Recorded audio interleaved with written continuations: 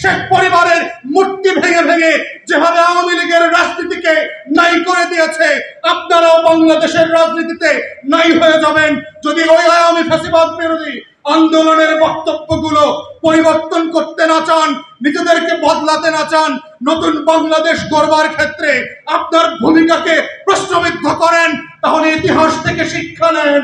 ইতিহাস বারবার হাসিনার মতো করে গোলামদেরকে আজাদির লড়াইতে লেন্দুক দর্জির মতো পালিয়ে বেড়াবে। ইতিহাস আবার মির্জাফরদের মতো আপনাদের নাম খোদাই করে পাড়ায় মহল্লায় লাগিয়ে দেবে। আপনাদের চয়েস, আপনারা কি মির্জাফরের মতো মরবেন, লেন্দুক দর্জির মতো পালাবেন, ইরানের রেজা শাহ পাহলভীর মতো দেশে দেশে ঘুরে নির্লজ্জের মতো মারা যাবেন, না বীরের বেশে নতুন বাংলাদেশে 1400 শহীদের পক্ষে লড়ে বাংলাদেশ গড়বেন। এটা আপনার চয়েস এবং এটাই বাংলাদেশের ভবিষ্যৎ। এটাই 5 কোটি তরুণে দেয়ালে দেয়ালে লিখে সেই বাংলাদেশের কথা বলে গেছে। এই বাংলাদেশের বাইরে নতুন কোনো বাংলাদেশ হতে দেওয়া হবে না। এই বাংলাদেশ হচ্ছে দারদারদের বাংলাদেশ। এই বাংলাদেশে হচ্ছে 24-এর আগামী দিনের বাংলাদেশ।